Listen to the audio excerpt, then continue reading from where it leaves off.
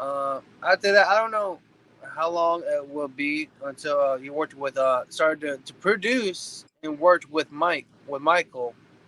Uh, of course, if people don't know what I was talking about, Michael Jackson Yeah. on Heaven Can Wait. How that came about, because that's what struck a chord in me more. It's like I love that song, and so does every other friends of mine who happens to be a big Michael fan. Hmm.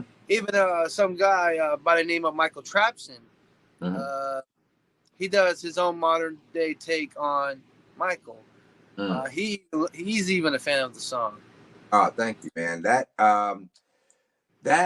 moment was another great moment in my career. It's just interesting with all of these artists that I worked with. These were very pivotal moments in all of their career, from Little Kim to Biggie to Will Smith to Michael Jackson. Michael hadn't recorded an album probably in about 10 years at that time, and this was the last album that he actually physically came to the studio and recorded vocals on. So it was growing up as a kid, you've watched Michael Jackson throughout his career, but to actually be standing in the room with him and working on this very important album, it was almost a comeback album for him. And when I work with great songwriters and producers on this track, and just having a vision for the record was something that I really embraced, because I wanted to make a statement with this record.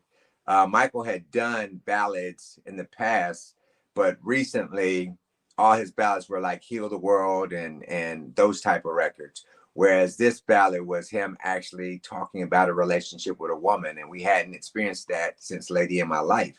So it was important that I take him to that with this record, and so it was for me. I wanted to make a record that they would play for years and years later. About you would use it for a romantic situation with somebody, whether it's making babies or spending time with your woman. I wanted to create another Michael Jackson record that would fit in that space.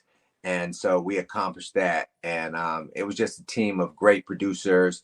Uh, a guy by the name of Kenny Quiller was working with Teddy Riley. He's from North Carolina. Kenny Quiller's from North Carolina. He introduced me to Teddy Riley.